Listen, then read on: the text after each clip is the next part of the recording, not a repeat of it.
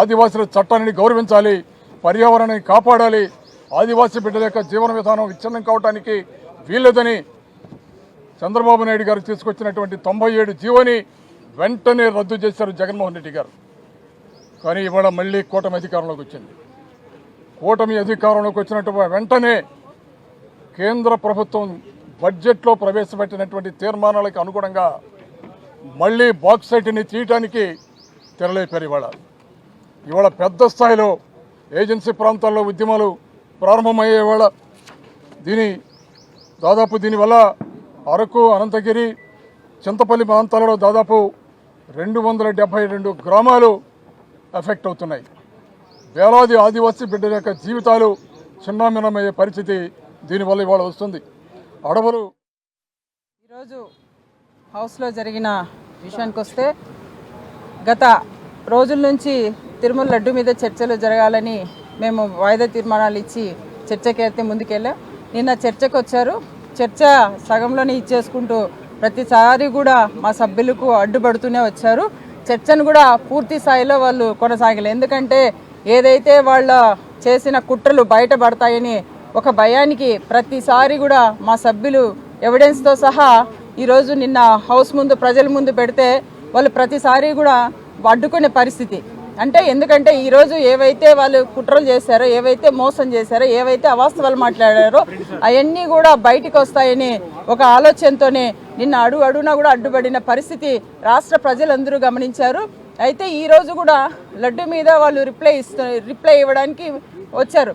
Reply ఇచ్చేటప్పుడు కూడా ఈరోజు నిన్న మా సభ్యులు ఏవైతే అడిగారో హెరిటేజ్కు హిందాపూర్కు సంబంధం గురించి, అలాగే హెరిటేజ్కు బోలేబాబా సంబంధం గురించి, అదే ఏఆర్ డైరీ గురించి, ఎప్పుడైతే 2015 నుంచి ఈ ముఖ్యమంత్రి గారు అధికారంలో ఉన్నప్పుడు ఎప్పుడు ఏ సంవత్సరం ఎప్పుడున్నా కూడా ఈ తిరుమల డైరీ కల్తీ నెయ్యి తిరుమలకు వెళ్తూనే ఉంది. సో ఇలాంటి ఎప్పుడు కూడా ఈ ముఖ్యమంత్రి గారు అధికారంలో ఉన్నప్పుడే ఇవి జరుగుతున్నాయి. కాబట్టి వాళ్ళ కార్యక్రమాలన్నీ బయటపడతాయని ఈరోజు కూడా వాళ్ళు మేము అడిగిన దానికి మా సభ్యులు ఏవైతే ఎవిడెన్స్తో సహా వాళ్ళకి చెప్పారో వాటికి సరైన సమాధానాలు చెప్పకుండా, ఈరోజు చెప్పకపోగా ఇంత అతి పవిత్రమైన తిరుపతి లడ్డు మీద కూడా మాట్లాడిన తర్వాత కూడా చర్చలో కూడా సరిగ్గా సమాధానాలు చెప్పకపోగా మళ్ళీ దీంట్లో వాళ్ళ డైవర్షన్ పాలిటిక్స్ ఏం చేస్తారు, మతాలు తీసుకురావడం. నిజంగా ప్రతిసారి మతాలు తీసుకురావడం ఎందుకని మేము అడుగుతున్నాం. నిజంగా ఇది చాలా సిగ్గుచేటని మేము అడుగుతున్నాం. ఎందుకంటే రాజకీయాల కోసం మతాలన్నీ కూడా తీసుకురావడం ఏంది అని అడుగుతున్నాం. ఈరోజు మా జగన్మోహన్ రెడ్డి గారు 2017లోనే ఆయన పాదయాత్ర కూడా ఎక్కడి నుంచి చేశాడు, తిరుమల నుంచి తిరుమలకు దర్శనం చేసుకున్న తర్వాత పాదయాత్ర చేశాడు. తర్వాత ఆయన పాదయాత్ర వచ్చిన తర్వాత కూడా తిరుమల దర్శించుకున్నారు 2019లో కూడా. సో ఈ విధంగా ఏ కార్యక్రమాన్ని చేసినా కూడా ఆయన తిరుమల దేవుణ్ణి నమ్మి తిరుమల దర్శనానికి వెళ్ళే వస్తున్నాడు. సో ఈ రకంగా మత రాజకీయాలు ఇలాంటివన్నీ తీసుకురావడం అనేది సరైనది కాదు. మీరు డైవర్షన్ పాలిటిక్స్ చేసుకోవాలంటే చాలా రకాలుగా ఉంది.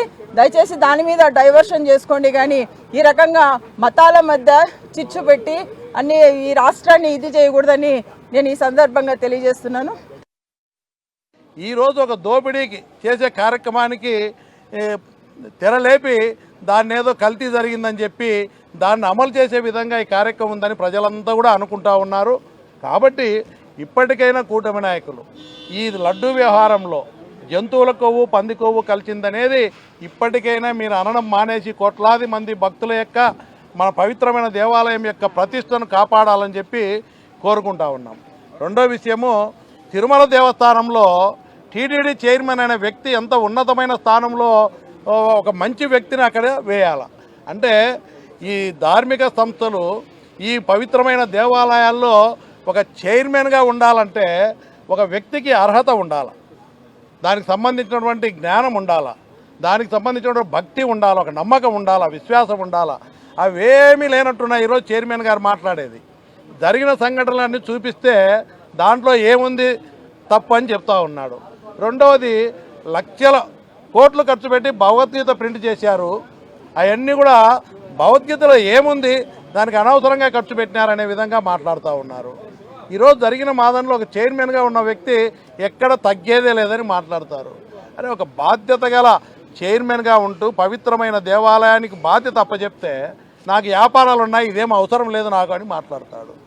అరే ఇంత బాధ్యత లేకుండా అంత భక్తి లేకుండా ఆ దేవాలయం యొక్క సేవ దేవుని దగ్గర సేవ చేసే భాగ్యం నాకు కలిగిందని సంతోషపడాల్సిన విషయం, ఆనందించాల్సిన విషయంలో ఈ అవకాశాన్ని ఉపయోగించుకొని భక్తులకు సేవ చేస్తా దేవాలయం ప్రతిష్టను కాపాడుతా అని చెప్పాల్సిన చైర్మన్ నాకు వ్యాపారాలు దండిగండి దీంతో ఏమి కాదు అని ఆ దేవాలయాన్ని ఎంత తీసిపడేసే విధంగా ఆయన మాట్లాడిన విధానానికి ప్రజలందరూ కూడా మాతో మాట్లాడుతున్నారు.